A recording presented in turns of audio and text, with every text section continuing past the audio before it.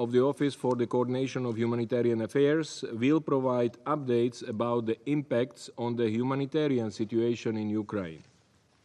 Madam President, since our last briefing, important diplomatic developments have taken place on the challenging path towards a lasting peace in Ukraine. On 2nd June, Ukrainian and Russian delegations held their second face-to-face meeting in Istanbul, where they reportedly exchanged written memoranda outlining their respective visions for a ceasefire and parameters for a future peace settlement. The talks also resulted in an agreement for large-scale exchanges of prisoners of war and of mortal remains, as well as civilian detainees. The exchanges have been carried out in phases in the weeks since then. Earlier today, the latest round of exchanges of severely sick and wounded took place. It followed several rounds of all-for-all exchanges of youth of 25 years and younger, started on 9 June. Further exchanges are expected. As of 16 June, the mortal remains of 6,057 Ukrainian service persons and 78 Russian service persons were also reportedly returned by the sides. We welcome these exchanges and encourage them to continue so that all remaining prisoners of war and civilian detainees soon return home. These efforts provide answers to many families who have lived in uncertainty about their loved ones, reunite prisoners of war and civilian detainees with their families, and allow those who have been subjected to dire conditions in captivity to return to safety.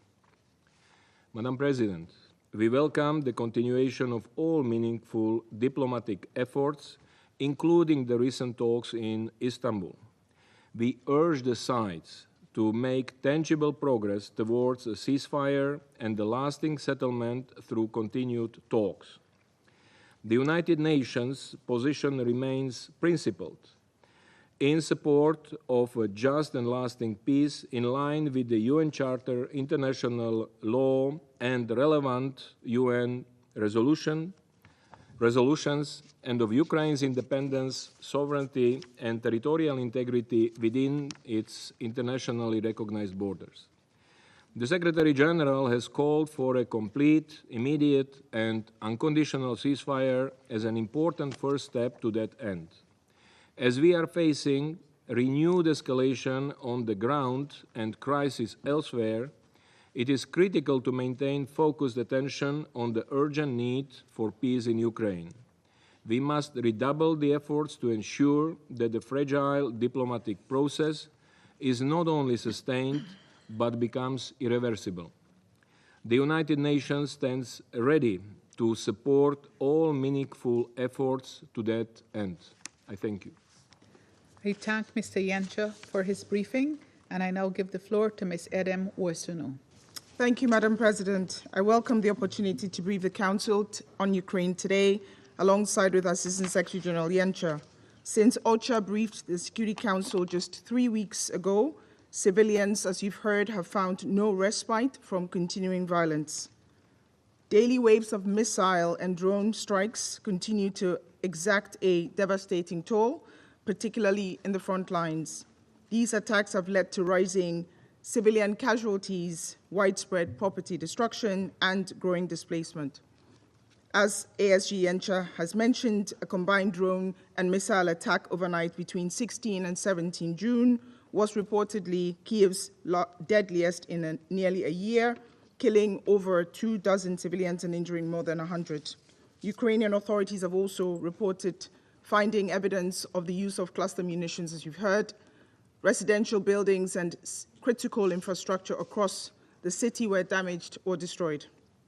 In Odessa, attacks reportedly injured multiple civilians and damaged a kindergarten and a center for children with special needs, places that should offer safety and protection. In Zaporizhia, strikes on residential areas have terrorized families in their own homes.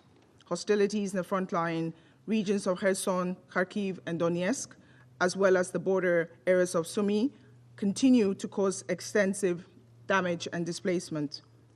Communities in these regions, again, traumatized, exhausted, and rapidly running out of resources as relentless attacks destroy homes and livelihoods. Madam President, civilians continue to bear the severe consequences of this war.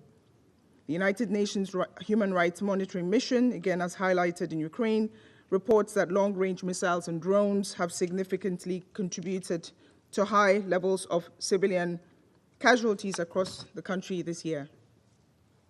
Nearly 50% more civilians have been killed and injured in Ukraine in the first 5 months of 2025